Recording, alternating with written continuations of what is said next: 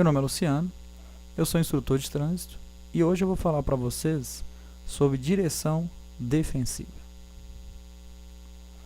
Direção defensiva. Direção defensiva é dirigir de modo a evitar acidentes, apesar das ações incorretas dos outros e das condições adversas que encontrarmos nas vias. Para que o condutor possa praticar a direção defensiva, ele precisa de certos elementos e conhecimentos, não só de legislação de trânsito, mas também de comportamentos que devem ser praticados no dia a dia no uso do veículo. Então, a direção defensiva, ela visa tentar minimizar os acidentes de trânsito que ocorrem frequentemente nas vias.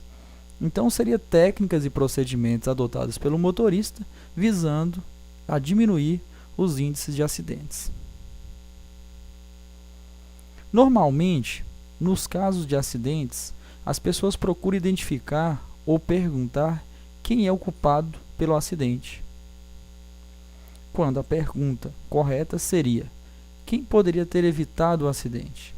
Então, nesse caso, nós vamos ter dois tipos de acidentes. Nós temos acidente evitável, que é aquele em que o condutor deixou de fazer tudo o que razoavelmente poderia ter sido feito para evitar o acidente, e o acidente inevitável é aquele em que, apesar do condutor fazer tudo para evitar o acidente, ele ocorre. Então, nós temos dois tipos de acidente: o evitável e o inevitável ou não evitável. Evitável dá para ter evitado, inevitável não. Então, nós temos aqui a direção defensiva dividida em duas: direção defensiva preventiva e direção defensiva corretiva. Vamos entender como é que seria a preventiva. A direção defensiva preventiva seria: motorista procura prever possíveis situações de risco encontradas no trânsito, de maneira que fique sempre preparado para reagir de tais circunstâncias e evitando surpresa. Então, observe, a preventiva ela prevê uma situação. A corretiva seria: motorista não é capaz de prever a situação de risco e precisa de usar de muita habilidade para evitar o acidente. Então, observe, a corretiva ela acaba corrigindo uma situação não antecipada. Exemplo: um condutor que circula com seu veículo na via pública, está dirigindo seu carro aí tranquilamente, conduzindo sua motocicleta normalmente. Ele avista uma bola à frente dele. Nota-se que ele observa pelos retrovisores, ele observa logo à frente e não vê mais nada, só vê a bola. Um condutor que esteja usando a direção defensiva preventiva, ele vai prever uma situação de risco para ele. Nesse caso, ele vai adotar as atitudes, passando mais devagar no local. Se por acaso aparecer alguma criança, alguém atrás dessa bola, ele já vai estar com a velocidade mais reduzida e certamente vai conseguir evitar o acidente, né? Isso que nós estamos vendo aqui, ó. O condutor percebe que acaba acontecendo essa situação mais à frente.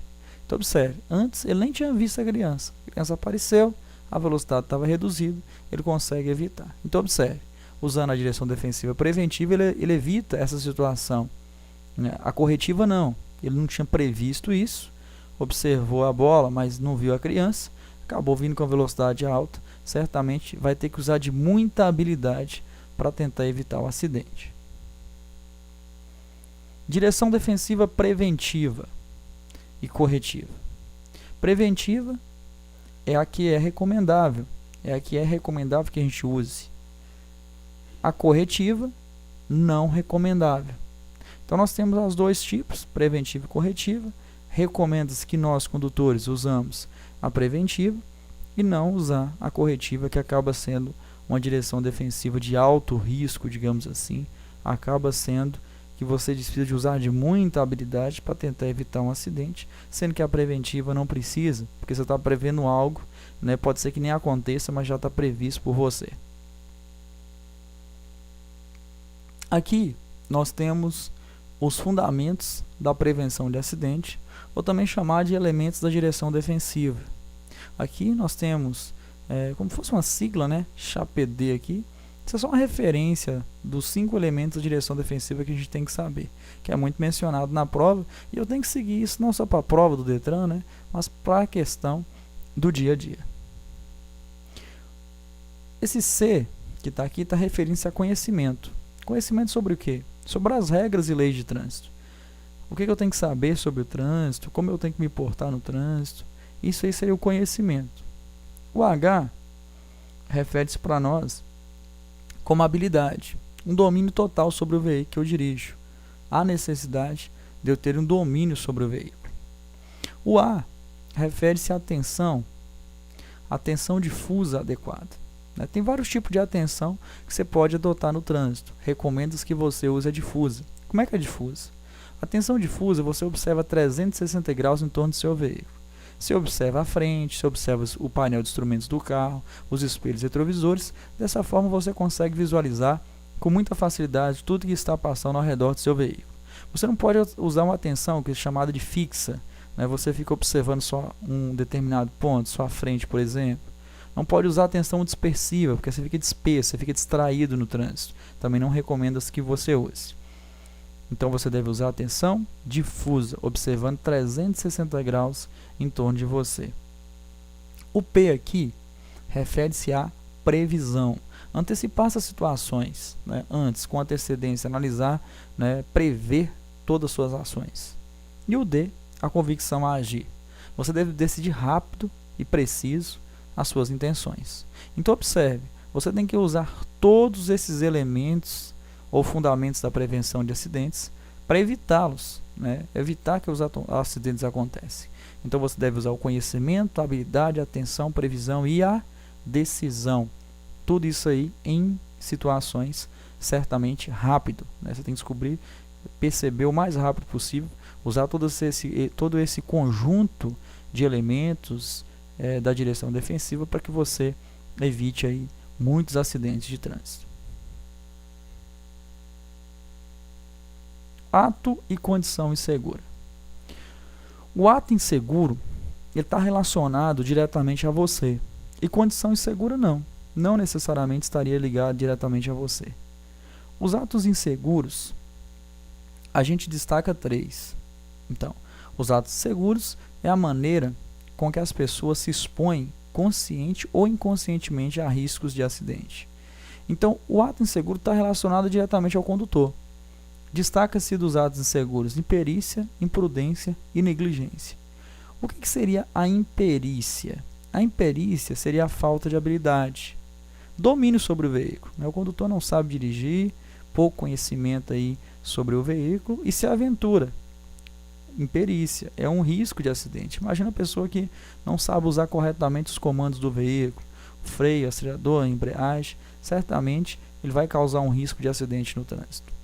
A imprudência pode até ser que o condutor tenha habilidade, saiba guiar o veículo, mas o ato que ele pratica, aqui a gente está observando aqui, o condutor aí, ocupando o mesmo o espaço de uma faixa de trânsito com o motociclista, ele está expondo a riscos para ele e para outros condutores, a riscos desnecessários, uma imprudência do condutor. E a negligência a gente entende como desleixo, displicência, descaso. É um condutor desleixado, literalmente desleixado. Um condutor que não importa com o seu veículo, não dá manutenção adequada aos sistemas do veículo, oferece um risco. Exemplo, condutor que anda com os pneus carecas aí em época de chuva, sabendo do risco, mesmo assim ele expõe a ele a esse risco e acaba considerando um condutor negligente. Então esses atos inseguros certamente vão causar acidente. A imperícia, a imprudência e a negligência. Aqui nós temos alguns equipamentos de segurança para o veículo. Destaca-se primeiro aqui o cinto de segurança. O que o cinto de segurança serve? Eu acredito que todo mundo sabe que o cinto de segurança é um equipamento obrigatório. Todo mundo tem que usar. Tanto o condutor quanto passageiros.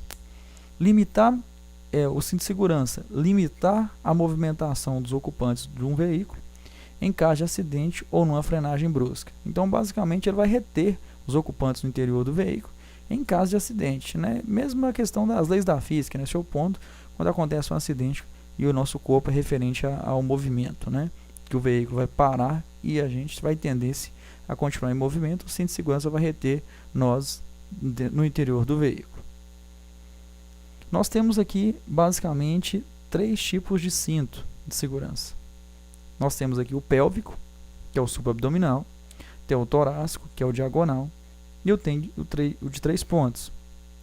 Esse último aqui ele oferece uma proteção um pouco maior, né, esse cinto de 3 pontos, em relação aos outros. Todos eles fazem a função que eles foram projetados. Esse de 3 pontos ele oferece uma proteção maior a nós. Seu veículo dispõe de equipamentos e sistemas importantes para evitar situações de perigo, como sistema de freio, sistema de suspensão, sistema de direção, sistema de iluminação, pneus e outros. O hábito da manutenção preventiva e periódica gera economia e evita situações de trânsito. É interessante que a gente revise nosso veículo, não só para a questão de custo, né? Porque acaba você tendo um custo menor quando você dá manutenção preventiva, né? Mas pela questão de segurança, literalmente. Se você não dá manutenção no seu veículo, se é meio negligente com o seu veículo, certamente vai oferecer um risco para você. Seu veículo pode ficar imobilizado na via ou até mesmo causar um acidente. É interessante que você revise seu veículo constantemente, leia o manual do fabricante e dê a manutenção adequada em todos os sistemas que seu veículo necessitar. Outros equipamentos são destinados a diminuir os impactos causados em casos de acidentes, como airbag. O airbag ele é uma bolsa de ar que infla em acidentes de trânsito. Ele protege tórax e face. Nós temos aqui até passa a ser, né, desde 2014, a obrigatoriedade da utilização desse airbag, né? Então os veículos automóveis, caminhonetes, eles são obrigatórios a ter esse airbag, pelo menos para os ocupantes da frente, que é essa bolsa de ar que infla em impactos. Encosto de cabeça. O encosto de cabeça é essa parte superior do banco do veículo. Ele evita, né, um fenômeno chamado efeito chicote, que na verdade é uma colisão com o veículo de trás. Nosso pescoço, né, ele faz como se fosse um efeito chicote, né? Então vem a colisão com o veículo de trás, pode acontecer ter uma lesão do pescoço em nível cervical. Então o encosto de cabeça bem regulado evita uma lesão a nível cervical, que é chamado esse efeito que acontece de efeito chicote. Então, impacto faz com que corra risco quando não tem encosto de cabeça no banco ou quando o condutor não regula corretamente. Vamos ver aqui como é que seria essa regulagem desse encosto de cabeça. Aqui a gente está observando a maneira incorreta e a maneira correta de regular. Lembrando que esse fenômeno ele acontece com uma colisão com o veículo de trás. Você está dirigindo, seu veículo bate na traseira do seu veículo. Então aqui a gente tem a regulagem correta. Ele vai ter que estar na altura dos olhos, na altura das orelhas, igual a gente está vendo aqui, quase que no topo da cabeça, a parte superior dele. Aqui está incorreto, bem distante aqui da cabeça, aqui muito afastado. Aqui é a maneira correta e aqui é a maneira incorreta de ser utilizado esse encosto de cabeça. Então regula corretamente para evitar esse problema que pode acontecer em um acidente. Acidente a gente não espera que aconteça, né? Mas é interessante que a gente previna antes se acontecer uma situação dessa. Ergonomia. O que é ergonomia? Estudo científico das relações entre homem e máquina, visando uma segurança e eficiência ideais no modo com que um ou outro interage. Então, basicamente, a ergonomia é a ciência que estuda a relação entre homem e máquina. Se relaciona perfeitamente a um veículo, que um veículo é uma máquina.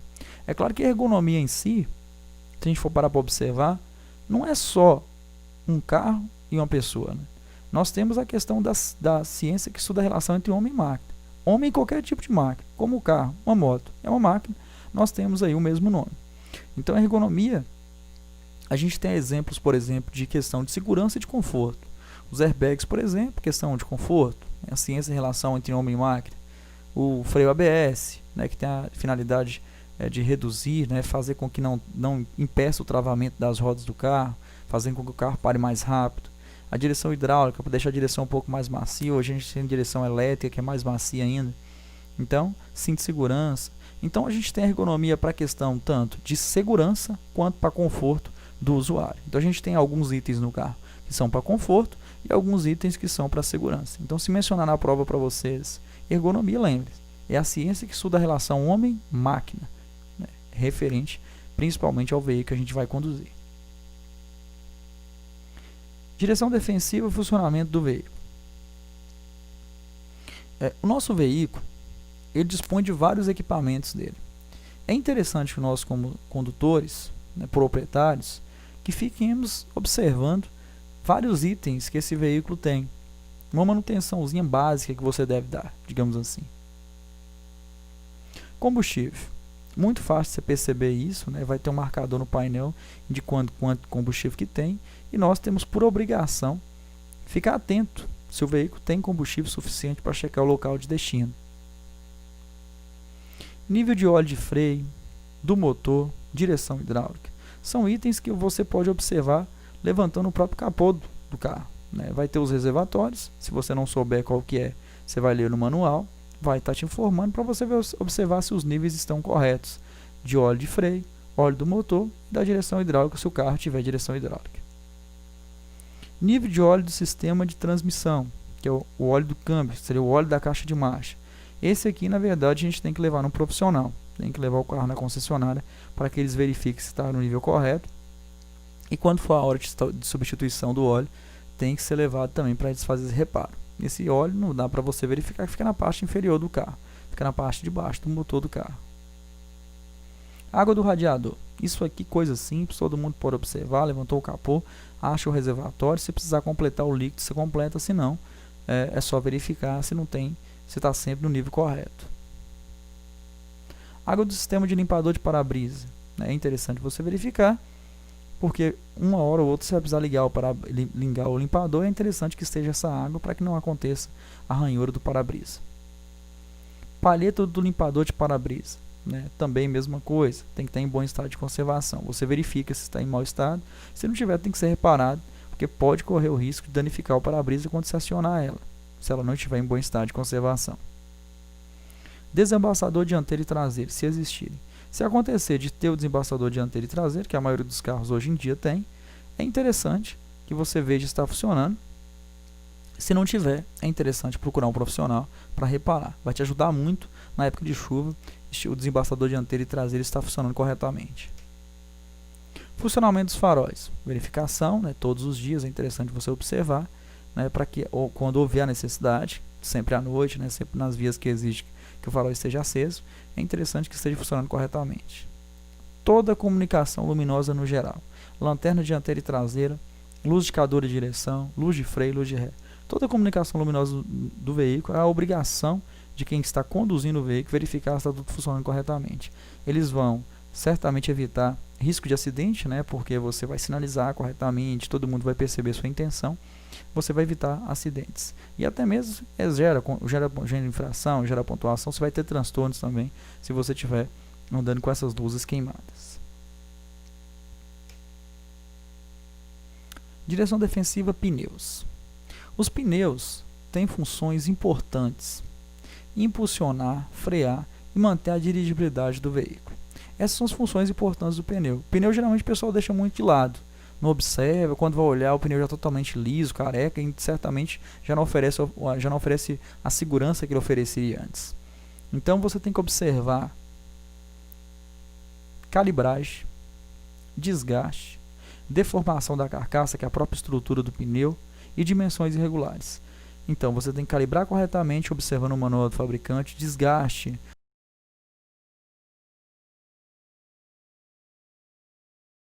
pode ficar, né, que basicamente é aquela parte que tem contato com o asfalto, que chama banda de rodagem, ela vai desgastando, e quando ela chegar lá numa borrachinha que está no fundo do pneu, que chama de TWI, é a hora da gente substituir. Aquela borrachinha tem exatamente 1,6 milímetros, é o máximo que a gente tem que andar no carro com aquele desgaste, não pode desgastar mais do que aquilo. Então, é interessante observar o desgaste, a deformação na carcaça, né? Em algumas situações o carro bate no buraco, ele corta por dentro, ele tem uma deformação na carcaça dele, tem que ser substituído o pneu, e as dimensões irregulares, porque tem situações que o condutor ele gosta, acha interessante colocar um pneu diferente no carro, mais bonito, né? Não é o pneu original, e aí fica como se você tivesse ali alterando o que os fabricantes, os engenheiros, né, colocaram no seu veículo. Não é interessante, certamente você vai ter oferecer um risco, tanto na questão de segurança, quanto na questão até de aumento de consumo de combustível do carro, tem um custo maior se você ficar mudando muito as características originais do seu veículo. A estabilidade do veículo também está relacionada na calibragem correta.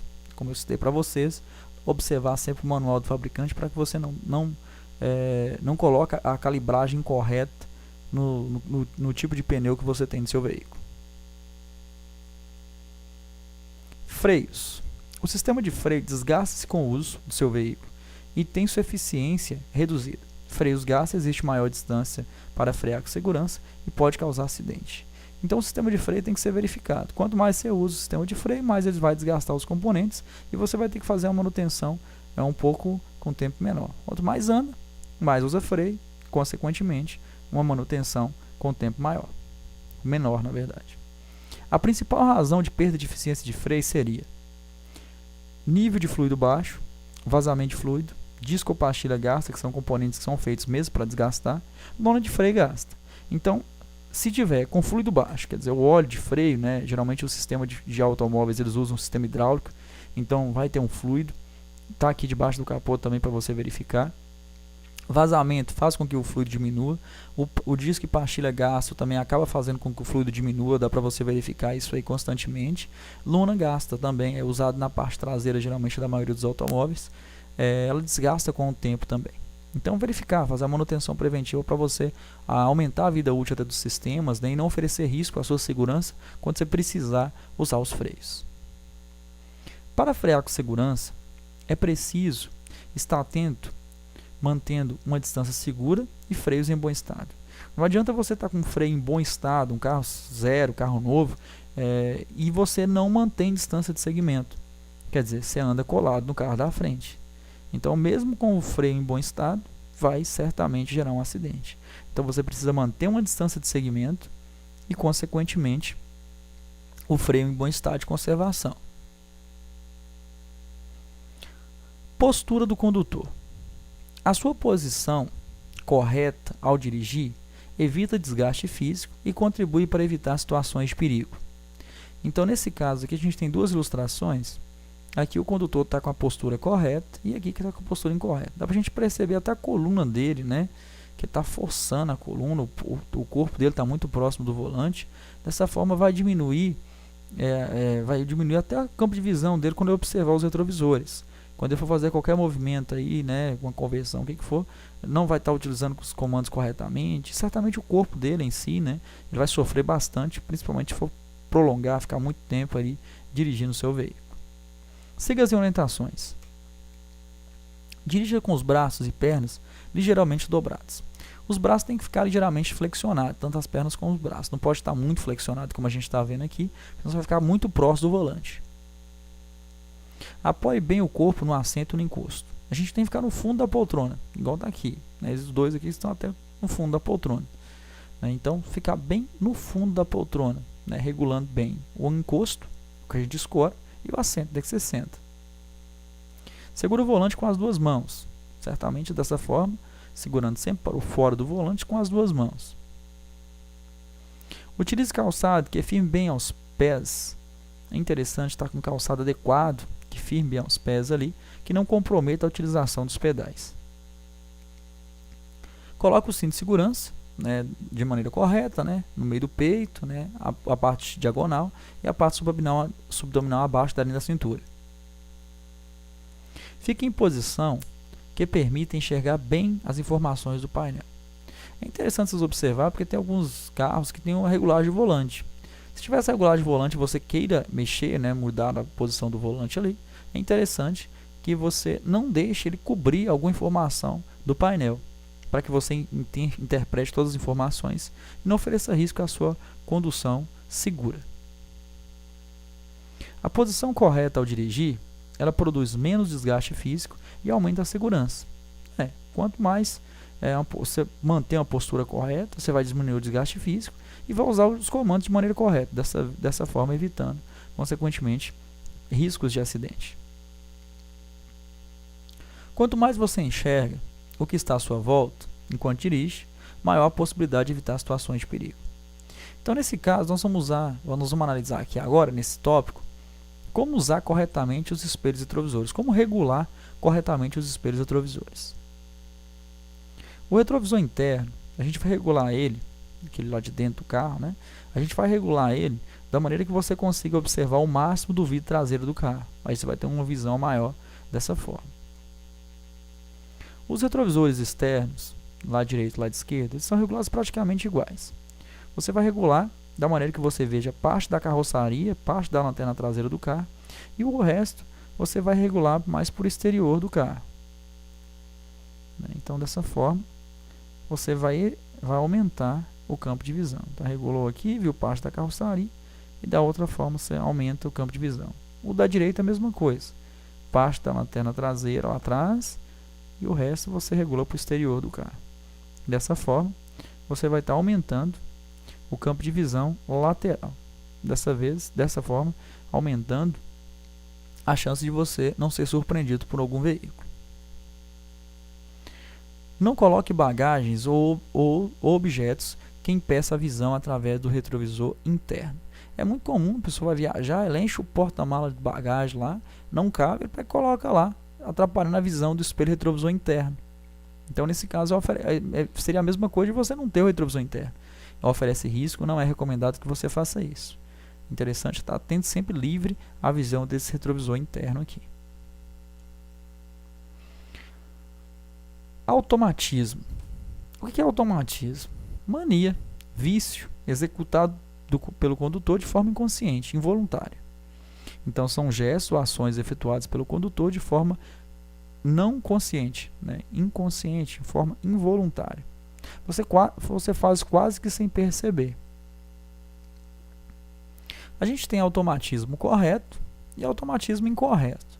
O que é automatismo correto?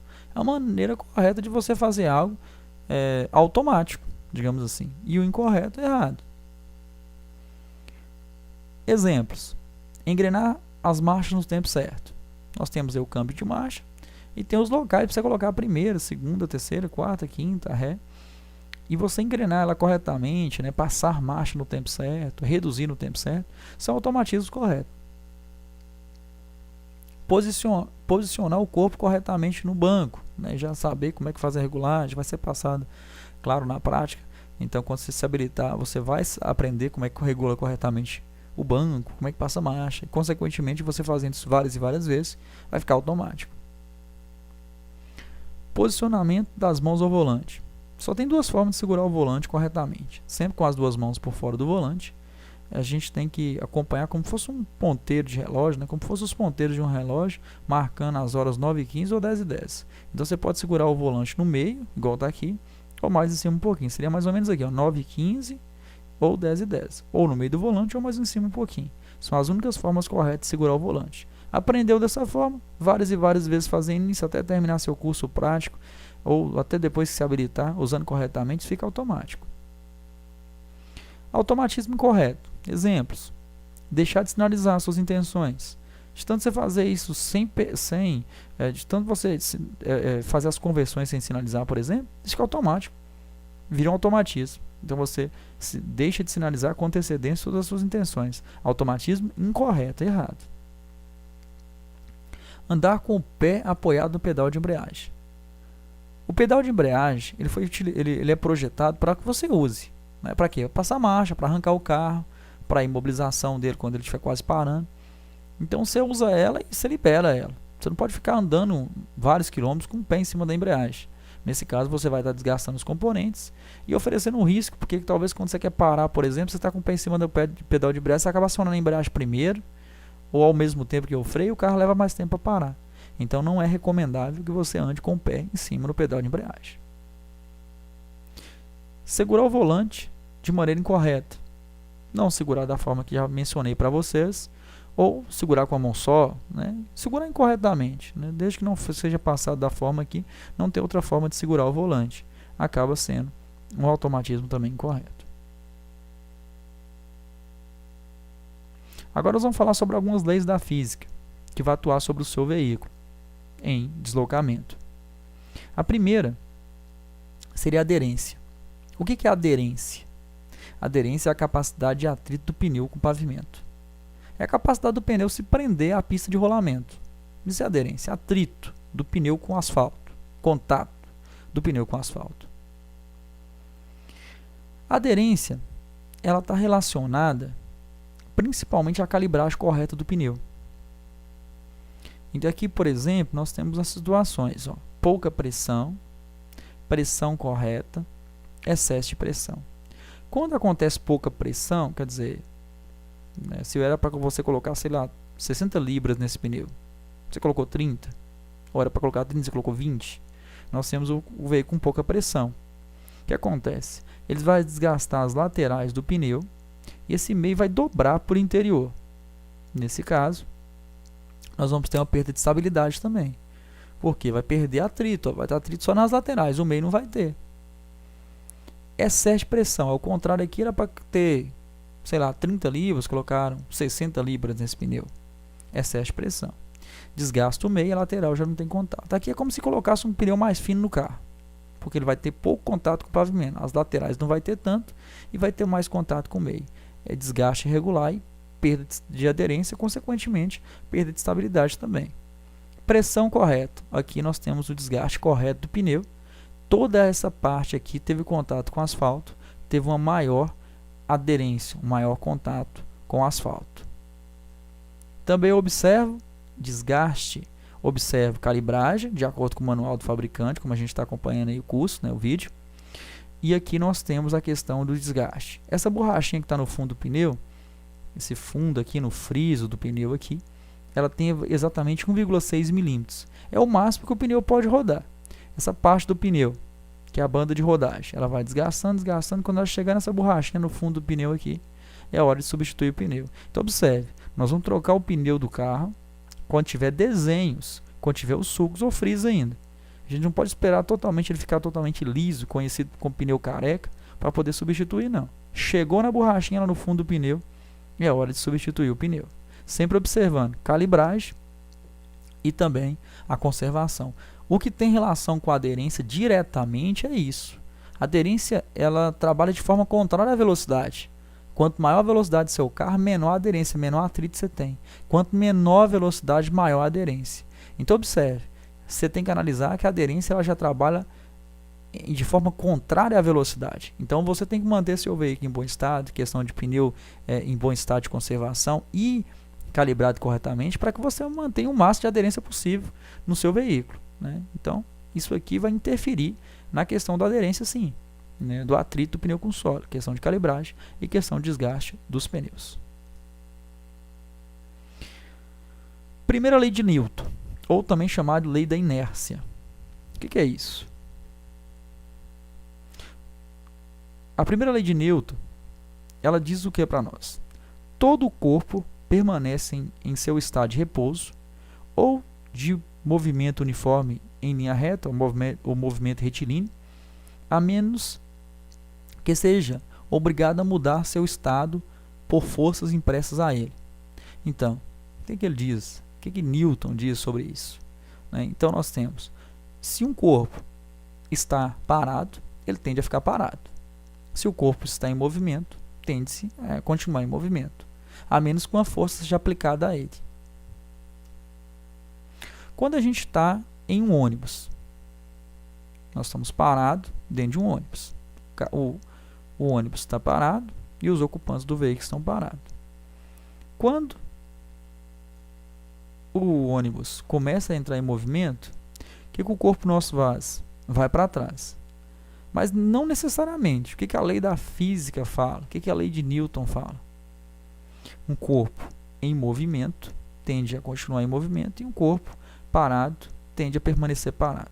Nosso corpo estava parado. Quando o ônibus começou em movimento, quando ele começou a entrar em movimento, nosso corpo tendeu a ficar parado. Só que teve uma força aplicada a ele, né? Obrigado a mudar seu estado por uma força impressa a ele. A força foi essa. Nosso corpo tendeu a ficar parado, só que o veículo entrou em movimento. Então, nós continuamos, o ônibus foi e nosso corpo foi para trás. Quando né, a gente consegue se equilibrar no ônibus ali, consegue ficar parado, agora o nosso corpo também tem movimento, né? Observe, né? Seu corpo tendeu, o ônibus foi, a gente ficou, né? Quase que a gente cai. Nesse caso, você conseguiu se adequar ali, conseguiu segurar no ônibus, agora seu corpo está em movimento, perfeito. Aí se você solta lá, seu corpo está em movimento, o ônibus também tem movimento. O ônibus, por um motivo, freia bruscamente, por exemplo. O que acontece? O nosso corpo estava em movimento, o ônibus parou, freou, né? Deu uma freada brusca. Nosso corpo continuou em movimento, né? Continuou ao movimento. A gente vê aqui o exemplo da bicicleta, do cavalo, por exemplo, né? O corpo estava em movimento, o ônibus parou, nós tendemos a continuar em movimento novamente. Aqui nós vamos entender um pouco mais sobre os fenômenos que podem acontecer no nosso veículo. Força centrípeta. O que é força centrípeta? É a força resultante que puxa o corpo para o centro da trajetória em um movimento curvilíneo e circular. Então a força centrípeta ela tende a puxar o veículo para o interior da curva. Então, quando o condutor entra em uma curva, ele tende a entrar para o interior da curva.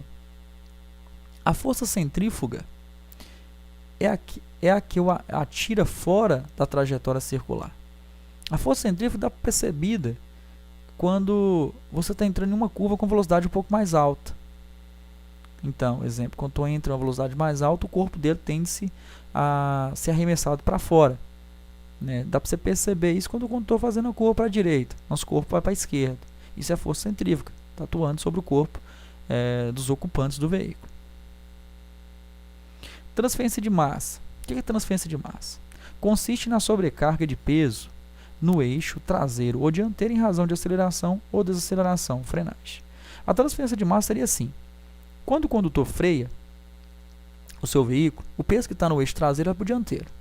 E quando ele acelera, o peso que está no eixo dianteiro vai para o traseiro. Dá para perceber isso aí quando a gente observa até a inércia, né, que a gente viu sobre o ônibus. Está na motocicleta, quando tu acelera, seu corpo vai para trás. Seu corpo estava parado, a motocicleta começa a entrar em movimento, você tende a ficar parado, você acaba indo para trás.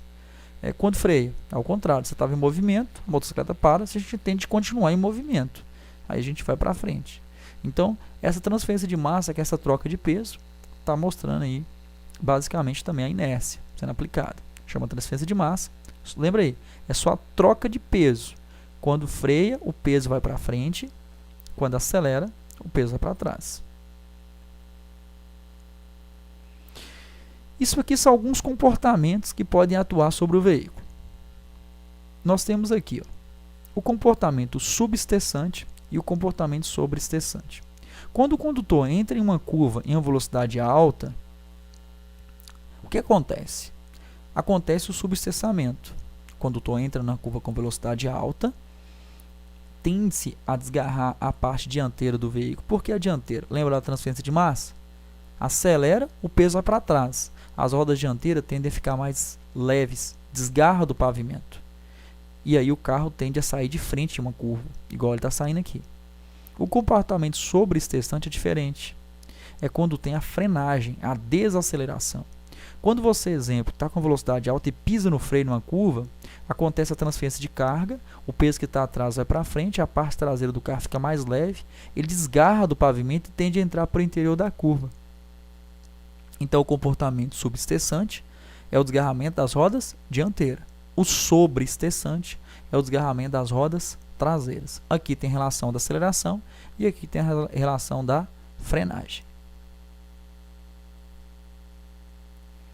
Para ficar fácil, isso aqui vai ser mais ou menos como um macete. Quando o condutor acelera, o peso vai para trás.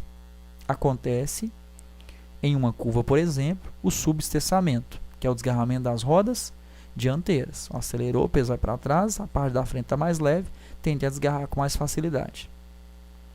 Atua sobre ele a força centrífuga, que tende a lançar o veículo para fora da curva. Então acelerou, peso para trás, desgarra a frente e o carro sai fora da curva. Ao contrário, nós temos quando a gente freia. Quando freia a transferência de carga, transfere o peso da roda traseira para a dianteira, acontece o desgarramento da roda traseira, que dá o nome de sobreesteçamento, o veículo vai tender a entrar para o interior da curva. Força centrípeta, que tende a lançar o veículo para o interior da curva. Então, voltem o vídeo 1 ou 2 vezes aí para vocês entenderem isso aí. Cai muito em prova perguntando sobre isso. Frenagem de emergência. A frenagem de emergência seria a redução imediata da velocidade do veículo no menor espaço possível. A frenagem de emergência, eu não vou usar ela frequentemente. Eu vou usar ela numa situação de emergência. Estou dirigindo, acontece uma situação de eu ter que parar meu veículo muito rápido, eu vou usar a frenagem de emergência. Retire o pé do acelerador. Retirar o pé do acelerador colocando sobre o freio. Então você vai tirar o pé do acelerador e pisar no freio. Manter o veículo em linha reta. Freie fortemente. A força sobre o sistema de freio não deve ser superior do atrito do pneu com o pavimento. Por quê? Porque se você pisar no freio com tanta força, vai travar as rodas. Aí vai perder o atrito, vai perder a aderência do pneu com o asfalto. O carro vai continuar andando com as rodas travadas, vai levar mais tempo para parar. Então, nesse caso, se essas rodas travarem, alivia o pedal de freio. Então, travou a roda, você percebeu que está travando a roda. Você libera, você viu que o carro está continuando andando com a roda travada, está fazendo aquela cantada de pneu. Você vai aliviar o pé do pedal de freio, fazendo com que libere um pouco as rodas, volte até a aderência, volte a ter o atrito com o pneu com solo, até o carro parar. Quando tem um sistema ABS, a gente não tem esse problema não. Isso aqui é mais se o sistema não tiver, o carro não tiver o sistema ABS. Só aciona a embreagem no final da parada. Para quê? Para o carro não apagar. Então, a frenagem de emergência ela é usada dessa forma. Lembrando que isso aqui é para fazer uma redução imediata no menor espaço possível. Condições adversas. O que é condição adversa? Condição adversa são todos aqueles fatores que podem prejudicar o seu real desempenho no ato de conduzir, tornando maior a possibilidade de um acidente de trânsito. Então, as condições adversas são dificuldades mesmo que você vai enfrentar na condução do seu veículo, que são elas: luz, tempo, a via ou a pista, o trânsito, veículo, carga, passageiros e até mesmo condutor. Então, condutor, na verdade, a maioria dos acidentes, cerca de 90% dos acidentes de trânsito acontece por culpa nossa. Vários tipos de condutores aí que nós vamos se deparar, ou podemos até ser um deles, dependendo de cada personalidade de cada um de nós aí. Então, essas são as condições adversas. Nós vamos ver cada uma delas aí de tópico a tópico. A primeira vai ser a condição adversa da luz. Condição adversa da luz. A falta ou excesso de iluminação podem aumentar os riscos no trânsito. Ver e ser visto é uma regra básica para a direção segura. Então, condição adversa da luz, ela provém de excesso ou falta de iluminação. Quando tem muita luz, dá o nome de ofuscamento. Ofuscamento é uma cegueira momentânea, em razão do excesso de luz nos olhos. Pode ter por luz natural ou por luz artificial. Quando é por luz natural, recomendo que a gente use óculos escuros, óculos de sol ali, para evitar esse excesso de luz nos olhos. Quando acontece da luz alta, exemplo, o farol alto do carro, tem essa linha branca que está à direita da via, recomendo-se que você olhe para ela. Você não olha diretamente por faixa de luz, olha para essa linha branca e espera que esse carro passe com o farol alto novamente. Depois que ele passou, não tem problema nenhum você olhar para frente novamente. Essa linha ela vai te dar uma referência da pista para que você não saia da pista de rolamento. A gente tem também a falta, excesso, ofuscamento. Lembra dos nomes, são muito comuns de ser cobrado na prova esses nomes. Ofuscamento, cegueira momentânea em razão da luz natural ou artificial. A penumbra é a ausência de luz. Falta de luz gera um risco de acidente para você.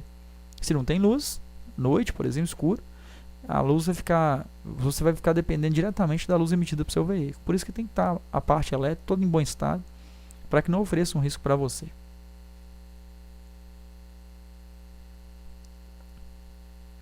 Algumas condições climáticas e naturais afetam as condições de segurança também. A gente tem chuva, a gente tem neblina, neve. Aqui no Brasil não tem, né? Mas pode acontecer granizo também e tal.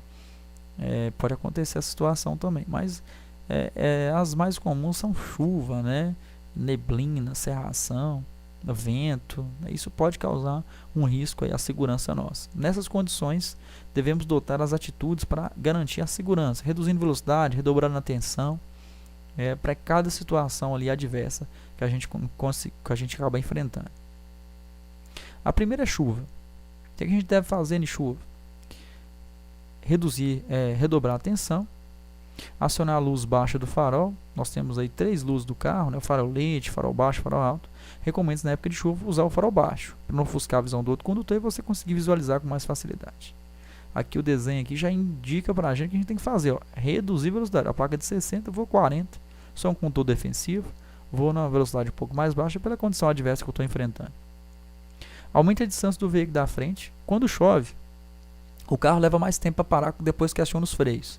Então é interessante você ficar mais longe do carro da frente. Reduz a velocidade. É interessante a redução da velocidade, né? Mesmo pelo fato que você vai ter que ter um espaço maior para você parar. Então é interessante que esteja mais longe do carro da frente. Não freie de maneira brusca, né? Acontece o travamento de roda com mais facilidade, você leva mais tempo para parar. Observação. Piso molhado reduz a aderência dos pneus, velocidade reduzida e pneus em bom estado evita acidentes. A perda de aderência do pneu com o solo é quando o veículo flutua na água e você perde totalmente o controle sobre o veículo. Aquaplanagem ou hidroplanagem. Então, aquaplanagem ou hidroplanagem é a perda total de aderência. A aderência nós vimos anteriormente, lei da física, e nós temos a questão de contato do pneu com o solo. Quando acontece a aquaplanagem, o carro flutua literalmente por uma fina camada d'água entre o pneu e o solo. O que pode acontecer a aquaplanagem com mais facilidade? Pista plana, reta, veículo em velocidade alta e pneus em mau estado de conservação. Isso proporciona para acontecer a aquaplanagem com facilidade maior. O que fazer? Tirar o pé do acelerador progressivamente, virar levemente a direção para a direita e para a esquerda, e testar levemente a direção do veículo, levemente. Não frear de maneira nenhuma, porque acontece a transferência de carga, o carro pode acontecer até de rodar na pista de rolamento. Não virar bruscamente a direção do veículo, né? Se virar bruscamente também a gente pode perder o equilíbrio do veículo, ele perde perder o equilíbrio e consequentemente também gerar um acidente. Então o que você pode fazer é tirar o pé do acelerador devagar, virar devagarzinho para a direção para a direita e para a esquerda, não frear e não movimentar a direção até que o veículo tenha contato dos pneus com o solo novamente e volte até a aderência. Isso, consequentemente, você vai voltar a ter estabilidade. Então lembra, quando ele está aquaplanando ou hidroplanando, que é a mesma coisa, são sinônimos essas palavras, ele está literalmente flutuando sobre a água, não tem contato com asfalto algum, ele está flutuando sobre a água. E esses são os procedimentos a ser adotados em caso de aquaplanagem. Área de alagamento. Como passar por um alagamento? Engrene a primeira marcha e passa acelerando em torno de 2.500 RPM, que é rotação por minuto. Vai estar mostrando no painel, no tacômetro, no conta-giro do carro lá. Para evitar que entre água pelo sistema de escapamento. É recomendável que você acelere, porque quando você passa por uma área de alagamento é diferente da aquaplanagem. A aquaplanagem é uma pequena quantidade de água. Quando é a questão do alagamento, tem uma grande quantidade de água. Então, certamente, o escapamento do carro que fica na parte inferior, parte de baixo, vai estar submerso sobre água. Então, é interessante que você acelere para evitar que entre água no sistema de escapamento. Pede primeira marcha, por quê? Porque é a marcha mais forte do carro. Então, o carro vai ter muita força, não vai ter muita velocidade, mas vai ter muita força. Vai conseguir sair daquela situação com mais facilidade. Não tire o pé, não mude a marcha durante a área de alagamento. Por que não mude a marcha? Porque quando você muda a marcha, você tira o pé do acelerador e para apertar a embreagem e consequentemente passar a marcha. Esse tempo pode ser que não é o suficiente e vai ter um volume de água intenso na parte de baixo do carro que pode fazer com que o motor do carro apague. Não mude a marcha durante a passagem de alagamento. Não passe por água, por alagamento, cujo volume da água esteja acima da metade da roda do veículo. É porque passa da metade da roda, pode ser que o veículo não vai ter como passar, né? Vai criar uma resistência da água no veículo. Consequentemente, o carro pode ser levado pela água. Então recomenda que só passe se tiver no máximo na metade da roda do carro. O carro afogou. Não dê partida. Deixe desligado e aguarde. Por quê? Você vai danificar mais se der partida. Afogou, ele parou de funcionar, você não pode dar mais partida. Começou a passar na área de alagamento lá, por isso que o ideal é não passar, né? Tenta evitar essa área de alagamento, porque inevitável são esses procedimentos a ser adotados. Então, se ele apagou, deixa ele quietinho, não dá partida, deixa ele desligado. Não dá partida novamente não, senão você vai acabar danificando mais do que a água já danificou o motor do carro. Passando o alagamento, faça um check-up total no seu veículo, desde o óleo, transmissão, até o sistema de ventilação. Então, você vai dar um check-up em todos os itens do carro, né? Sistema de lubrificação, né? O óleo, vai dar um check-up no sistema elétrico do carro lá, para ver se está tudo funcionando corretamente. Depois que passou essa área de alagamento, esse grande volume de água que o carro teve que se deparar. Neblina ou cerração. Acontece muito a questão da condição adversa de neblina ou cerração, geralmente próximo de cidades litorâneas, próximo do mar. Acenda a luz baixa do farol, é interessante para você ver, é uma condição adversa de visibilidade. Aumente a distância do veículo da frente, é interessante que você fique mais longe, né, porque esse condutor pode ter uma condição adversa mais à frente, fazendo com que ele freie bruscamente, é interessante que você esteja mais longe. Reduza a sua velocidade.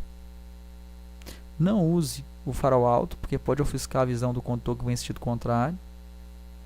Pare em local seguro, como posto de abastecimento, se não tiver jeito. Você viu que aquela fumaça está muito densa, na questão da neblina está muito densa, não está conseguindo dirigir corretamente. Não pare no acostamento, que é perigoso do mesmo jeito, você fica muito próximo da pista de rolamento.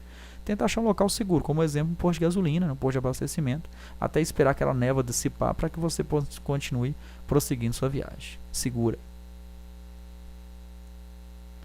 Condição adversa de vento. Ventos muito fortes, ao atingir seu veículo em movimento, podem deslocar, ocasionando a perda de estabilidade e o descontrole, que podem ser causa de colisões com outros veículos ou até mesmo capotamento. Avistando essa plaquinha, você já sabe que aquele local tem um vento forte. Recomendo que você reduza a velocidade, redobre a tensão. E aí tem situações até que pede para você abrir um pouquinho o vidro do carro, para que entre um pouco de ar no veículo, para criar uma estabilidade um pouco maior.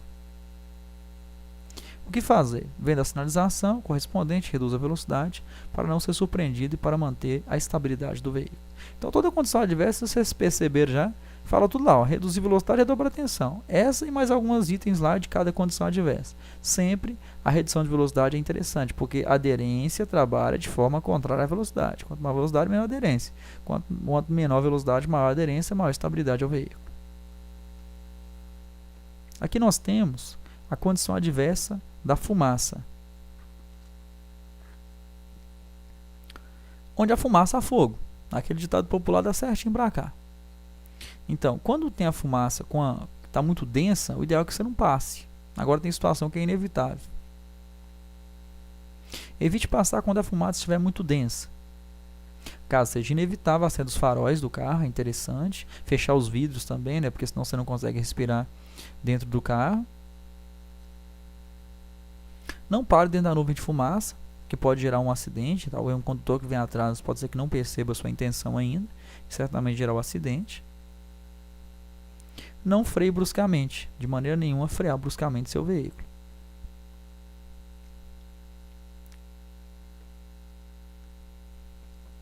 Aqui nós temos a fixação da velocidade. Você tem a obrigação de dirigir numa velocidade compatível com a segurança da via, respeitando os limites de velocidade estabelecidos. Nós, condutores, temos que manter uma velocidade regulamentar de acordo com as condições da via. Então, se tem uma placa de 80 km por hora, por exemplo, como a gente vê na ilustração, se a pista estiver em bom estado, for durante o dia, não tem problema nenhum. Essa velocidade foi planejada, foi analisada e você pode respeitá-la. Caso tenha uma condição adversa, algo que comprometa a segurança, aí sim, você vai reduzir mais a velocidade. Por exemplo, talvez tenha um congestionamento, a via está esburacada, está à noite, está chovendo, então você vai reduzir a velocidade. Mas a gente também não pode andar muito devagar também não. Há situações que o condutor anda muito devagar, em bom estado de conservação à pista, acaba gerando uma situação de perigo. Então você tem que dosar a sua velocidade de acordo com as condições da via e de fluidez do trânsito também. Curva. Ao fazer uma curva, sentimos o efeito da força centrífuga, tendendo a lançar o veículo para fora da curva. A força que joga para fora da curva e exige um certo esforço para deixar o veículo em sua trajetória. Diminua a velocidade antes da curva. A gente não pode frear dentro da curva, porque acontece transferência de carga, comportamento sobreexcessante, o veículo tende a entrar para dentro da curva. Então você não pode frear, tem que frear antes da curva, reduzir a velocidade antes. Comece a fazer a curva com movimentos suaves e contínuos ao volante. Eu não posso oscilar, não pode ter oscilações na direção do veículo. Acaba balançando o carro, perde estabilidade, perde o equilíbrio do veículo. Então, movimentos contínuos e suaves ao volante. Procure fazer a curva movimentando o mínimo que puder o volante, evitando movimento brusco e oscilações na direção. Essas são as recomendações. Frear antes, entrar acelerando, tem que entrar acelerando, mas com a necessidade da curva. Declive, descida forte. Você percebe que a frente tem um declive acentuado. Teste os freios. Nunca desça com o veículo desengrenado. Desengrenado é o veículo sem a conexão do motor com as rodas. Seria ponto neutro, que é chamado também. Não desça desengrenado. Não desliga o motor na descida. Não é interessante também desligar na descida. Que o motor do veículo sempre tem que estar em funcionamento, desde quando você deu partida nele. Ele não pode desligar enquanto você não vai imobilizá-lo. Parou, chegou em casa, alguma coisa do gênero. Aqui nós temos também a ultrapassagem. Onde há a sinalização proibindo ultrapassar, não ultrapasse. Então, se você tem a proibição, não faça a manobra. Só ultrapassar se a faixa do sentido contrário estiver livre. Observar quem está aqui atrás se tem condições de fazer a manobra com segurança. Lembre-se que você pode exceder a velocidade, que você não pode exceder a velocidade máxima naquele trecho. Então, quando você ultrapassar, você não pode ultrapassar e exceder o limite de velocidade. Então, nesse caso, só vai ultrapassar se o condutor da frente permitir que você realize essa manobra, porque senão vai ficar difícil para você.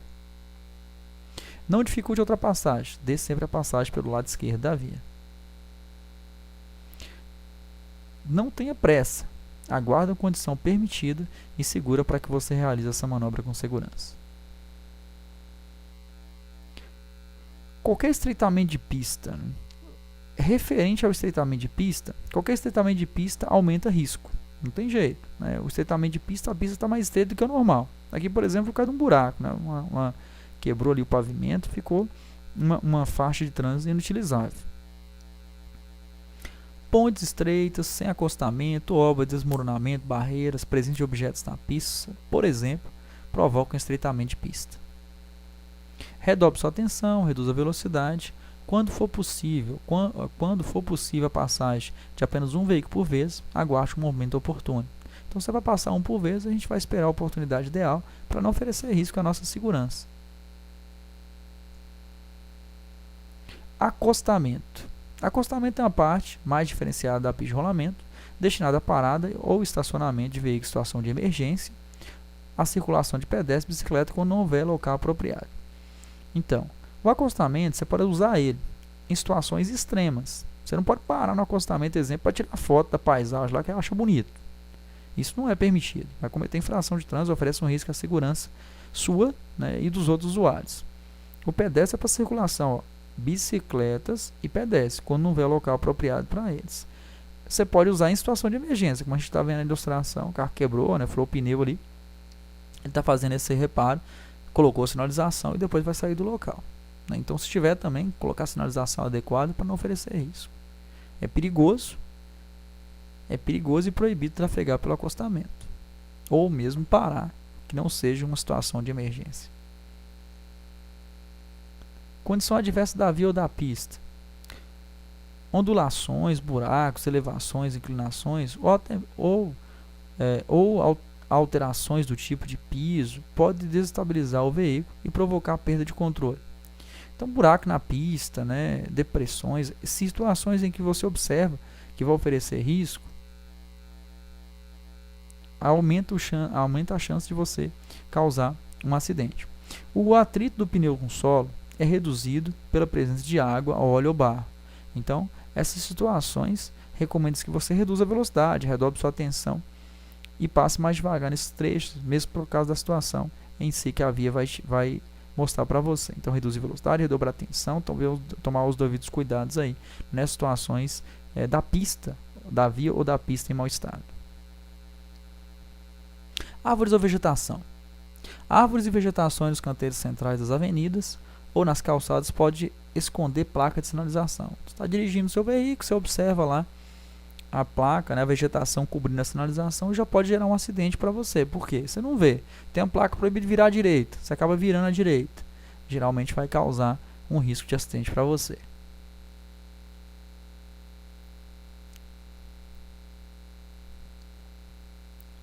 Redobre sua atenção, reduza a velocidade, identificando restrições de circulação, para você saber o que você pode fazer, para você ver se você consegue visualizar a placa com mais facilidade.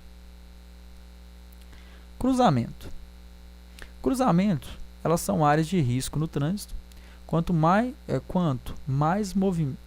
movimentado, mais conflito haverá entre veículos, pedestres, ciclistas, aumentando o risco de colisões e atropelamentos. Então, quanto mais movimentado, geralmente hora de pico, né, muitos veículos, pedestres circulando ali, oferece um risco à segurança nossa, né? Fica mais difícil a gente circular no cruzamento ali.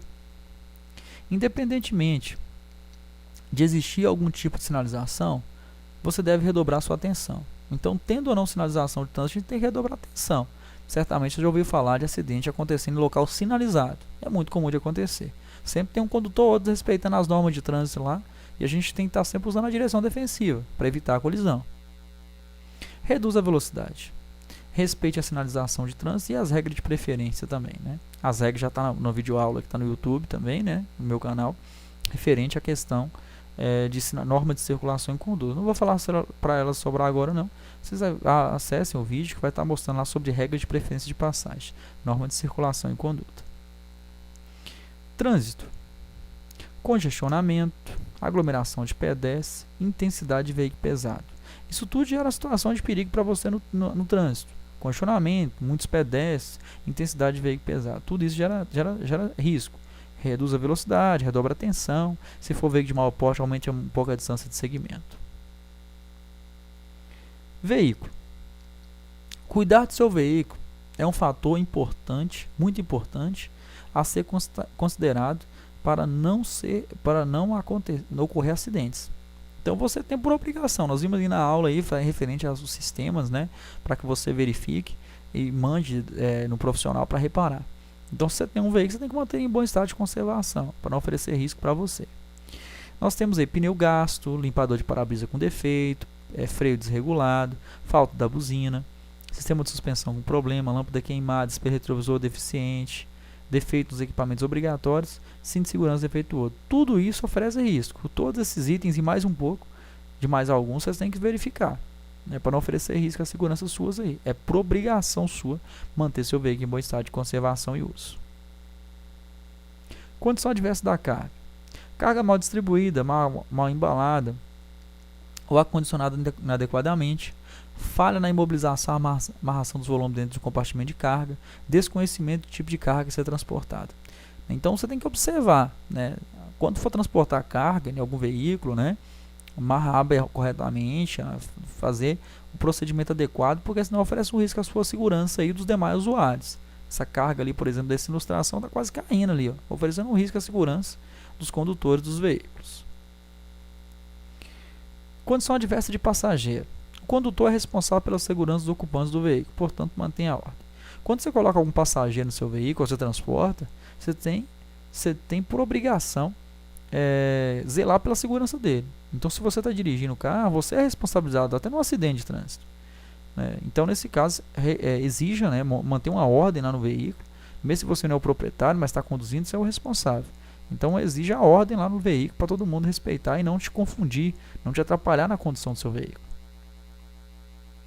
Barulho, desordem, brigas entre os ocupantes, crianças pequenas desacompanhadas, excesso de passageiro, passageiros irritados, nervosos, inseguros, alcoolizados, uso de droga. Tudo isso são condições adversas dos passageiros, que atrapalham a condução do seu veículo. Superlotação também, né? Exemplo do ônibus aqui, por exemplo, todo lotado aqui, isso oferece um risco também. Condição adversa do condutor. Concentração e reflexo diminui muito com o uso de álcool e drogas. Acontece o mesmo se o condutor não dormiu, dormir mal. Então tem você mesmo é o principal, né? 90% dos riscos aí de acidente é culpa nossa. Então é interessante que você esteja em boas condições para guiar o seu veículo, para não oferecer um risco à segurança dos demais usuários, sua e dos demais usuários. Sono, fadiga, cansaço, mesma coisa, preocupação, nervosismo, ansiedade, euforia, embriaguez e drogas. Tudo isso aqui oferece um risco à segurança sua. É interessante analisar mesmo se você tem ou não condições de guiar o seu veículo com segurança. Aqui nós temos reação, frenagem e parada. O que é isso? Aqui dá para a gente entender que um veículo não para quando eu quero. Então o veículo está em movimento, está em velocidade. Quando a gente já visto uma situação mais à frente, e quer parar, ele não vai parar na hora que a gente quer. Ele vai levar um tempo a parar. Quando o condutor vê a situação de perigo e leva o pé ao freio, como a gente está vendo aqui, ó, o condutor leva o pé ao freio, dá o nome de distância de reação. O tempo médio de reação de um condutor é em média 3/4 de segundo. Então observe, você não vai levar nem um segundo para pôr o pé em cima do freio. Esses metros que o carro vai percorrer, dependendo da velocidade dele, vai dar o nome de distância de reação. A partir do acionamento do freio, pisou no freio, o carro não para, ele continua andando. Então esse tempo que ele pisa no freio até a sua imobilização total, dá o nome de distância de frenagem, porque ele estava freando até o carro parar. E a soma desses metros que deu aqui, ó, da reação dele, mais a frenagem, a gente tem a distância total de parar. Só tem que saber disso para a prova. Não vai mencionar também a distância, não. Quanto maior a distância, quanto maior a velocidade que o carro está, maior vai ser a distância de reação, maior vai ser a distância de frenagem, e, consequentemente, maior vai ser a distância de parada.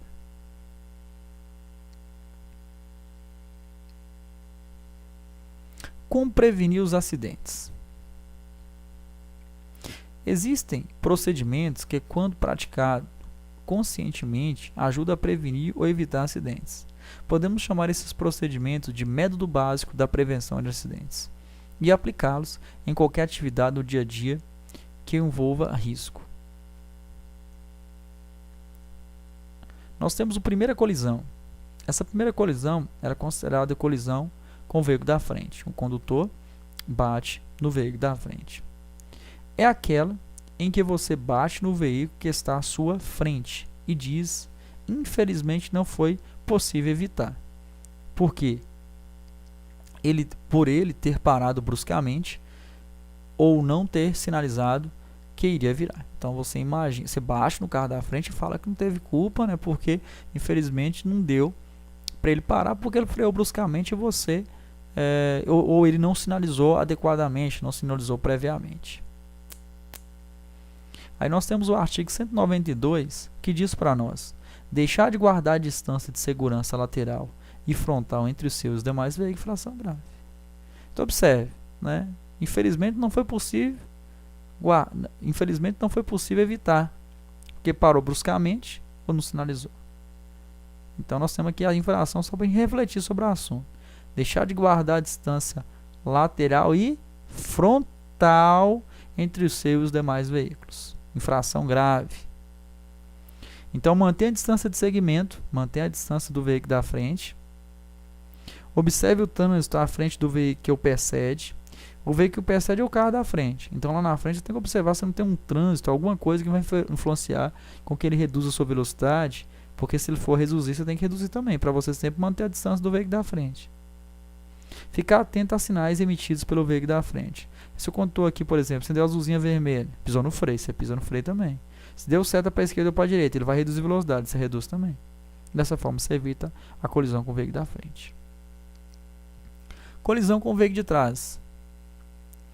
Uma das principais causas de colisão na traseira é motivada por motoristas que dirigem colado e nem sempre podem se escapar da situação, principalmente numa emergência.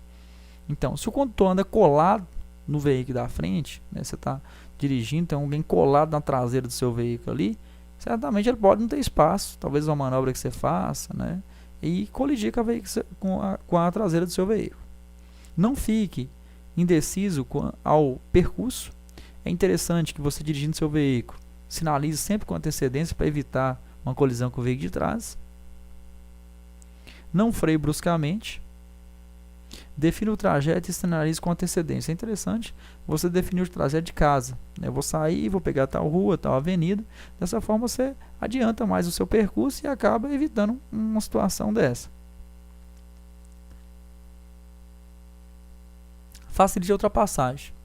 É interessante que você facilite a manobra. Então, quando estou querendo ultrapassar o seu veículo, você facilita a manobra do lado esquerdo, tira esse carro colado da traseira sua, evita uma colisão dessa. Então a gente fala assim, mas deixa eu bater, quem bate atrás está errado. Só que acontece que a colisão que você estava acompanhando nas aulas, a lesão no pescoço, o efeito chicote, ela é relacionada com uma colisão com o veículo de trás. É um carro que bate a traseira sua, se o encosto de cabeça não estiver regulado corretamente, pode acontecer uma lesão no pescoço, você pode morrer por causa disso. Então analisa direitinho, se ela se compensa, deixa ele pagar pelo erro dele.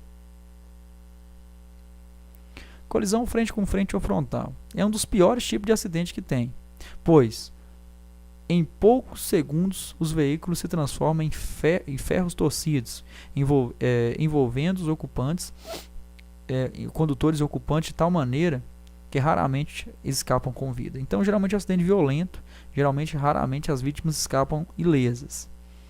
É um dos acidentes mais violentos, pois a força do impacto corresponde à soma da velocidade dos dois veículos. Imagina, uma colisão com um poste.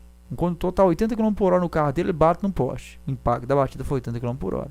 A colisão frontal é um veículo batendo com outro veículo em movimento.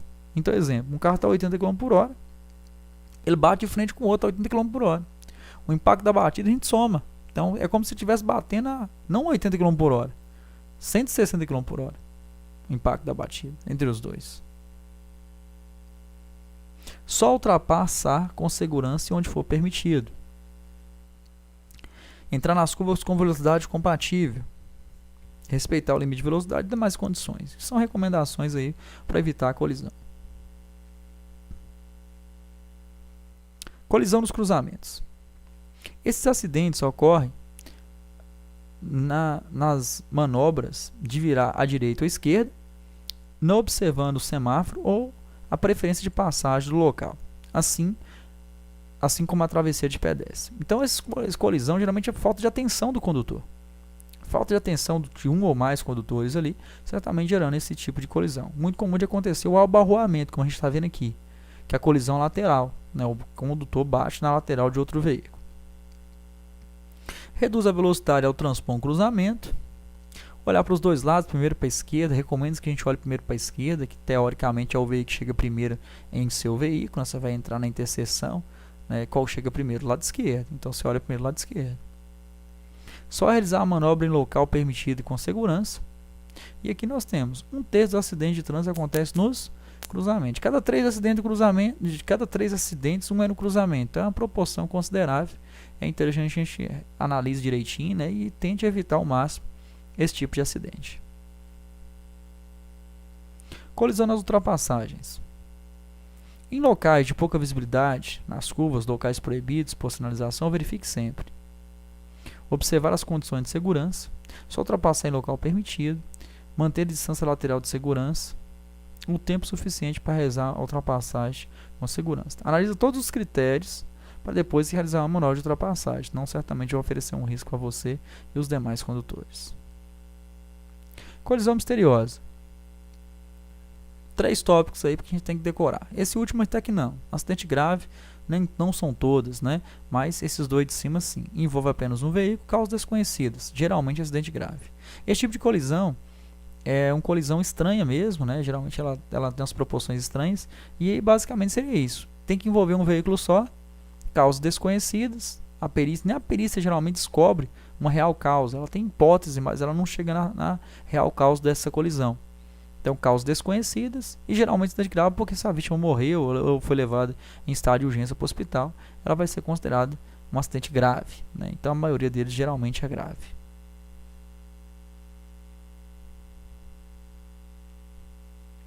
Colisão com ciclistas. A maioria dos ciclistas a maioria dos ciclistas é composto por menores ou por pessoas que desconhecem as leis de trânsito e andam pelas vias de maneira que lhe parece melhor. Na verdade, é porque o ciclista, na verdade, quase que todo mundo, né? Geralmente a gente vai saber sobre as leis de trânsito, infelizmente, é quando a gente vai tirar a carteira. Então, nesse caso, tem regra para todo mundo. Para pedestre, para ciclista, para condutor de veículo automotor. Todas as regras não valem para todo mundo. Só que a gente vai se deparar com situações que muita gente não sabe sobre as regras. Não sabe como que ele tem que se portar com a bicicleta dele, né? Como que ele tem que andar como pedestre. Então a gente tem que sempre estar usando a direção defensiva. Respeita a distância lateral de segurança, que recomenda-se que mantenha. Recomenda-se não, isso é lei. É obrigatório que mantenha pelo menos 1,5 m ao ultrapassar a bicicleta. Mantenha-se eles em seu campo de visão. Os veículos motorizados são responsáveis pela segurança dos não motorizados. Nós temos uma questão hierárquica, né? E aí nós temos um veículo automotor, um veículo de maior porte sobre um de menor porte, um motorizado por um não motorizado, todo junto pela segurança dos pedestres. Cuidado ao abrir a porta, né? Isso aqui é interessante observar, é muito comum de acontecer esse tipo de colisão, não só com o ciclista, né? Mas talvez até com o motociclista também. Abrir a porta com cuidado para evitar essa colisão. Colisão com motocicletas. Motocicletas e similares fazem parte integrante do trânsito e seus condutores devem obedecer sempre à sinalização e às leis de trânsito, mas isso nem sempre ocorre. Se não ocorre, olhe com muita atenção antes de mudar de faixa. Lembre-se, os veículos de maior porte são responsáveis pela segurança de menor. Não confie somente nos espelhos retrovisores, movimente também a cabeça e cuidado ao abrir a porta do veículo. Isso tudo são recomendações para evitar a colisão com o motociclista. Colisão com manobra de marcha ré. Por ser considerada manobra perigosa, você deve evitá-la sempre que possível e nunca realizá-la sem adotar medidas de segurança numa via por onde circula veículos ou pedestres. Então, a manobra de marcha ré é perigosa. Recomenda-se que você use ela sempre em pequenas manobras sem causar risco. E se puder evitar, melhor. Jamais dê marcha ré nas esquinas. Antes de realizar a manobra de marcha ré, observar com toda atenção a traseira do veículo. Não sair de ré de garagem ou estacionamento, pois sua visão na área esteja prejudicada. Recomendo-se que você sempre coloque o carro de ré para você sair de frente, né? Igual aqui mesmo para ele não ter errado. Colocou de frente. Recomendo-se que você coloque de ré o carro para que você saia de frente, é mais seguro. Transitar em marcha ré, salvo na distância necessária a pequenas manobras, infração de natureza grave ao condutor. Colisão com o pedestre ou atropelamento. Como seu comportamento é imprevisível e não há como evitar o acesso de pessoas imprudentes, portadores de necessidades especiais, alcoolizados nas vias, a melhor regra para o condutor é ser cuidadoso com o pedestre e dar-lhe sempre o direito de passagem. Sim, a gente vai se deparar com muitas situações. Eu falei com vocês que a maioria dos ciclistas não conhece as regras, o pedestre também é a mesma coisa. Então, dê sempre preferência ao mesmo, para evitar situações mais complicadas. Todos os veículos são responsáveis pela segurança do pedestre. Dê sempre preferência ao pedestre, seja educado, cortês com o pedestre. Respeite a faixa de segurança na faixa de pedestre, que é lei, né?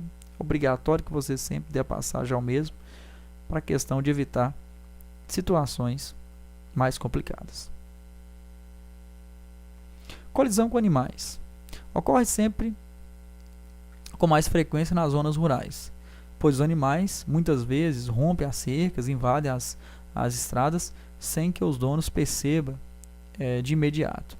Então é comum de acontecer tanto com animais selvagens quanto animais domésticos. Reduz a velocidade até que tenha ultrapassado, redobre sua atenção, nunca use a buzina, pois poderá assustá-lo e fazer com que volte ao seu veículo. Luz também, às vezes, cega o animal e impede de sair para que você possa passar. Então é interessante você reduzir a velocidade, redobrar sua atenção e não buzinar e também não jogar o farol alto, não acender o farol alto. Depois que passar por esses animais, é interessante que você avise os condutores que vêm em sentido contrário piscando o farol, para que eles reduzam a velocidade também, porque isso é uma situação perigosa. Colisão com objeto fixo, né? Um objeto que não se movimenta, ocasionando geralmente por culpa do próprio condutor. A maioria dos acidentes com objeto fixo, colisão com objeto fixo, é por culpa do condutor mesmo. Quando cansado, com sono, excesso de velocidade, desrespeito às leis de trânsito, sob influência de álcool ou entorpecente. Então, situações que geralmente quase que sempre é exclusivamente do condutor, acontece esse tipo de colisão. Colisão com três. Quando ocorre, é falta de atenção ou pressa do condutor, mas tomando alguns cuidados, são fáceis de ser evitados. Antes de transformar a passagem de nível, pare e olhe e escute. Jamais atravesse se o sinal estiver fechado. Não mude a marcha durante a transposição. Não mude a marcha porque não correu o risco de deixar o carro apagar, talvez por falta de habilidade do condutor ainda. Então, nesse caso, recomenda que você não mude a marcha à transposição da ferrovia. Aqui nós temos alguns acidentes, né? Isso aqui, colisão frente com frente, colisão lateral, colisão com objeto fixo, colisão lateral novamente, colisão até com animais aqui, ó. Colisão com um animalzinho aqui. Nós temos agora a questão da direção defensiva para motociclista. Para que tem uma parte de direção defensiva só para motociclista no trânsito? Isso aí é porque ela aumenta a frota. Ao passar do tempo, a motocicleta, né, passou a ser pegou gosto mesmo na população, né, passamos a gostar muito desse veículo, né. Tem alguns, por exemplo, de baixa cilindrada, a gente tem um custo bem baixo, manutenção, até para comprar o veículo ele fica mais barato. Então tem aí pelo gosto do veículo em si, ou então pela questão até de comodidade, né, com economia, digamos assim. Só que com o aumento da frota começa a ter uns acidentes de trânsito. Então nós temos aí aumento do veículo, aumento dos índices de acidente. Por isso que tem uma parte que fala só sobre direção defensiva para motociclista, né? Quais são as recomendações, as técnicas que eu devo usar para evitar as colisões.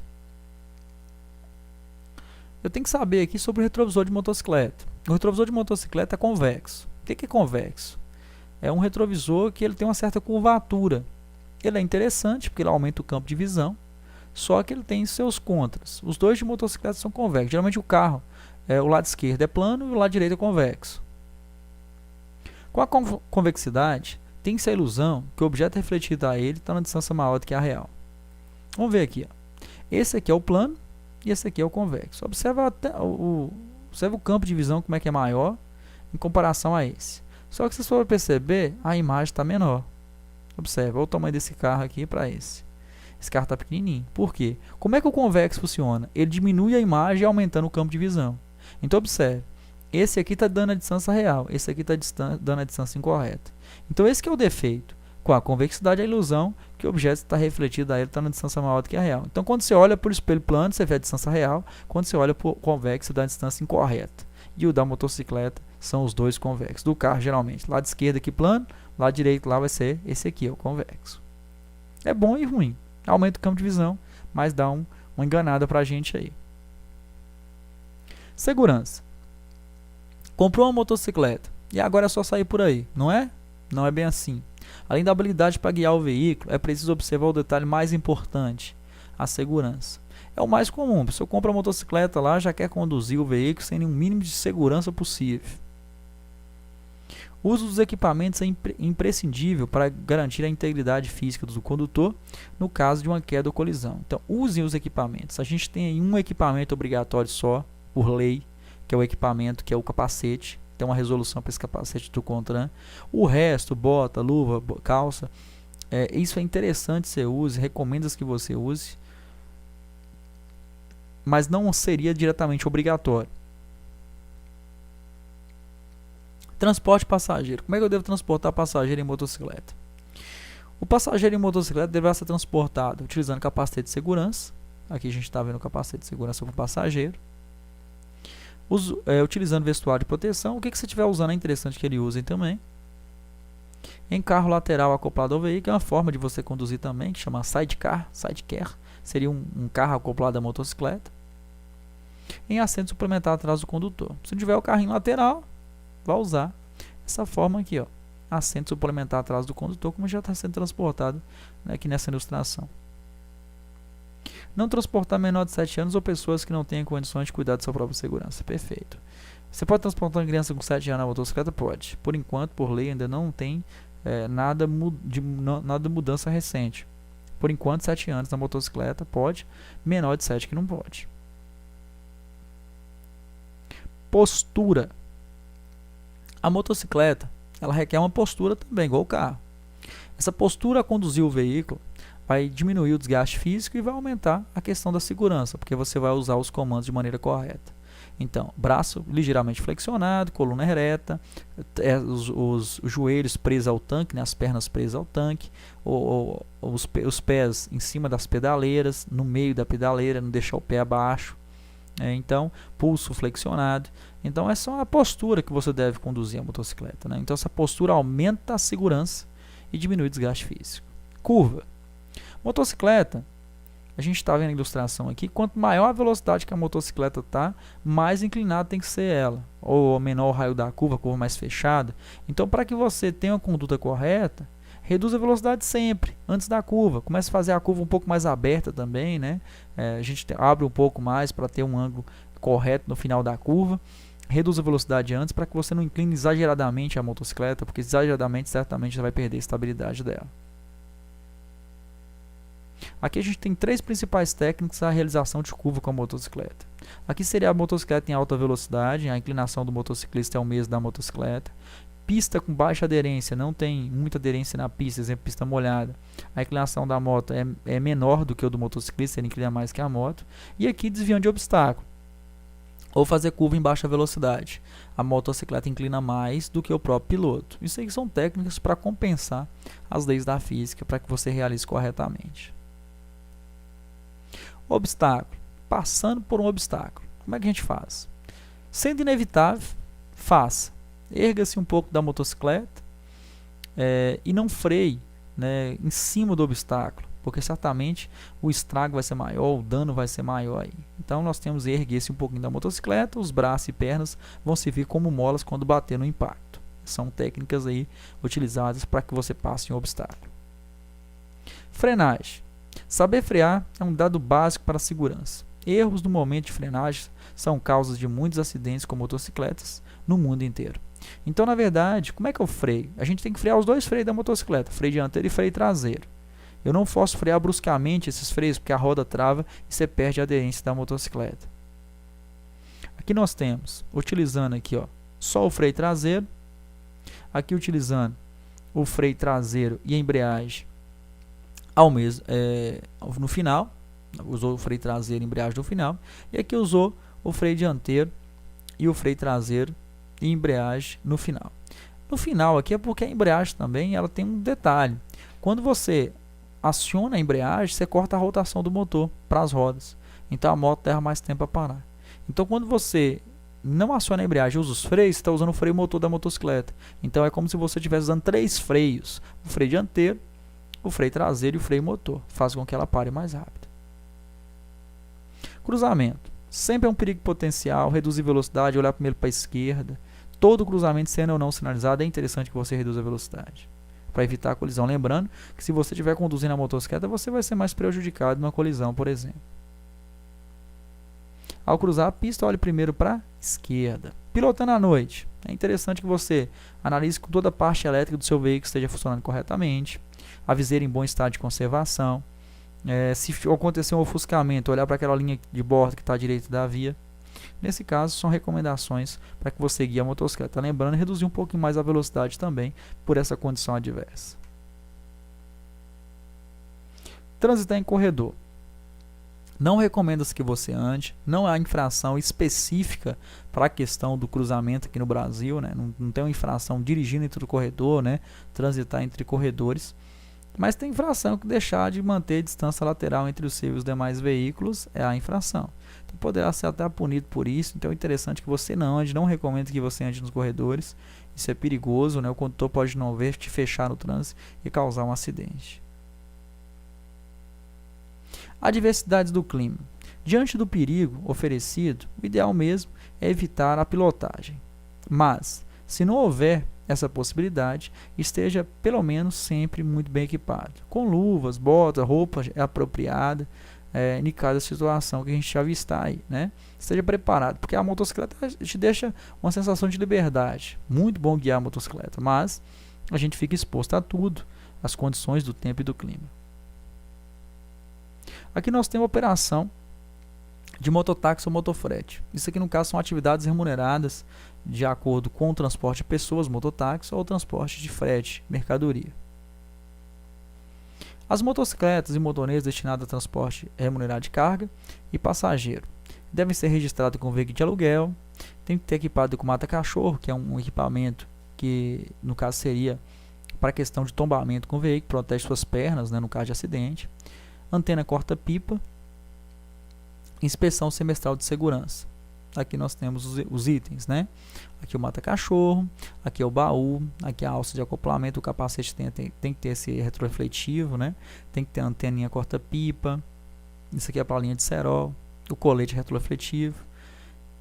Essas são as exigências para essa condução. E ali no caso, isso aqui seria para o veículo. E aqui nós temos para o condutor. Ele tem que ser maior de 21 anos, tem que ter CNH na categoria A há pelo menos 2 anos e tem que ter feito um curso especializado. E com colete adotado e dispositivo retrorefletivo, aquele colete que a gente viu que é eletrorefletivo.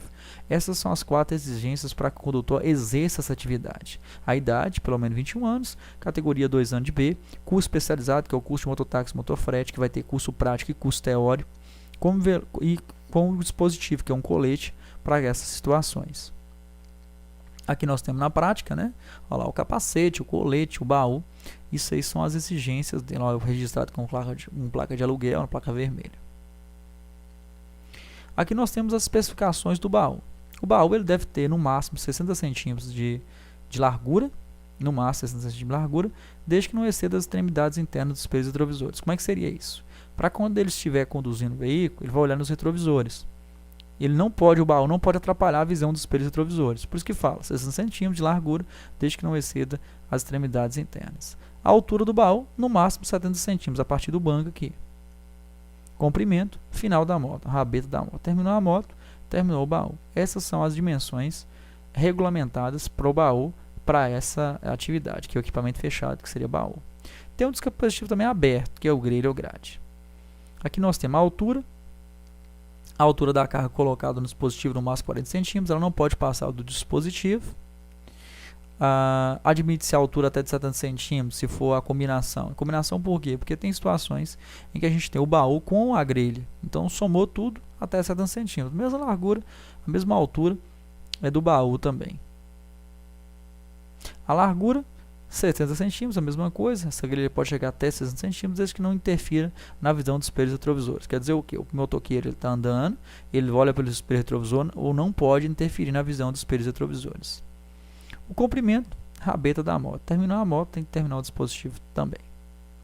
Esse aqui é os alforjes, as bochas ou caixas laterais. Largura do dispositivo, eles vão colocar assim, quer ver? Eles vão medir de um ao outro. Não seria só um dispositivo, eles mudam de um lado a outro. Aí eles vão colocar assim, a largura não poderá exceder a essa largura da frente da moto. Então aqui, ó, eles vão medir da alavanca de embreagem, a de freio, ou da ponta do guidão na ponta do outro guidão.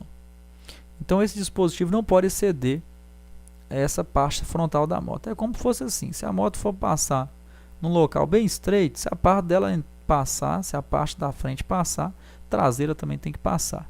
Então, eles vão medir a frente aqui da embreagem, né?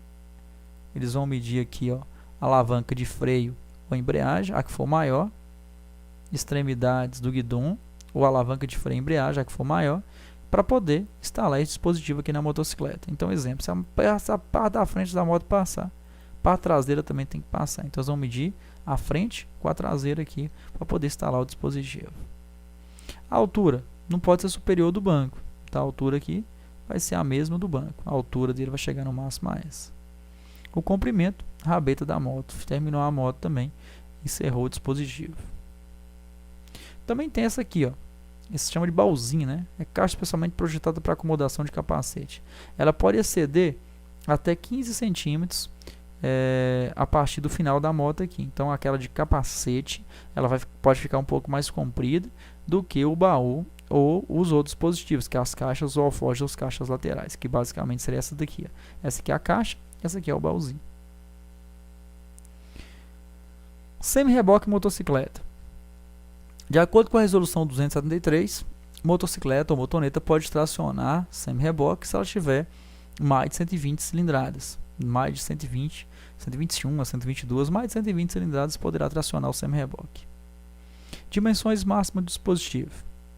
A largura dele seria 1,15, a altura 90 centímetros e o comprimento 2,15 com a alça de acoplamento. Então a largura dele aqui, ó, no máximo 2,15, a altura 90 centímetros e o comprimento seria aí até 2,15, contando com a alça de acoplamento. Essas são as dimensões aí fixadas para o semi-reboque. Equipamentos obrigatórios: para-choque traseiro, lanterna de posição traseira na cor vermelha, protetor de roda traseira, que são esses paralamas aqui, freio de serviço é porque se você frear a motocicleta ele vai frear também, lanterna de freio na cor vermelha, iluminação de placa, lanternas indicadoras de direção, que a seta na cor âmbar ou vermelho, pneus que ofereçam condições de segurança, que tem que ter pelo menos 1,6 mm de profundidade, dos sulcos, do desenho, elemento refletivo aplicado na lateral e traseira, também é obrigatório os adesivos que brilham quando decide luz a eles. Esses são a lista de equipamentos obrigatórios para o semi-reboque na motocicleta. Sidecar. O sidecar, ou também chamado de sidecar, ele pode ser utilizado na motocicleta. É proibido o transporte de combustíveis inflamáveis ou tóxicos e galões nos veículos que trata a Lei 12.009, de 29 de junho de 2009, com exceções dos botijões de gás com capacidade máxima de 13 kg e galões contendo água mineral com capacidade máxima de 20 litros, desde com auxílio de sidecar. Então, você pode transportar esse tipo de produto perigoso, na verdade é o único produto perigoso que pode ser transportado, que é o gás, até 13 kg, que é esse que a gente tem no bojão de casa. No sidecar você pode transportar, no semi-reboque da carretinha também você pode transportar. Fora isso, não pode transportar nenhum tipo de produto perigoso. Na moto, exatamente na moto, não pode transportar nenhum tipo de produto perigoso, inclusive o gás. Só com auxílio sidecar ou com semi-reboque. Galão de água mineral também até 20 litros. Se for transportar gás, o sidecar tem que estar homologado para essa finalidade, como está aqui painel de segurança e rótulo de risco. Aqui nós temos a questão também que é vedado o uso simultâneo de sidecar ou semi-reboque. Quer dizer, eu não posso colocar o sidecar e, consequentemente, colocar um semi-reboque atrás da motocicleta. Isso não é permitido que faça. Ou é um ou é outro. Então, o sidecar é um dispositivo que usa tanto para carga quanto para passageiro. Dessa lei 12.009, essa lei 12.009, ela informa para a gente que a gente pode usar o sidecar para transportar produto perigoso. E só na motocicleta a gente não pode transportar nenhum tipo de produto perigoso. Finalizamos a direção defensiva, toda a matéria de direção defensiva. Espero que vocês tenham gostado do vídeo, teve um aproveitamento bacana e bons estudos.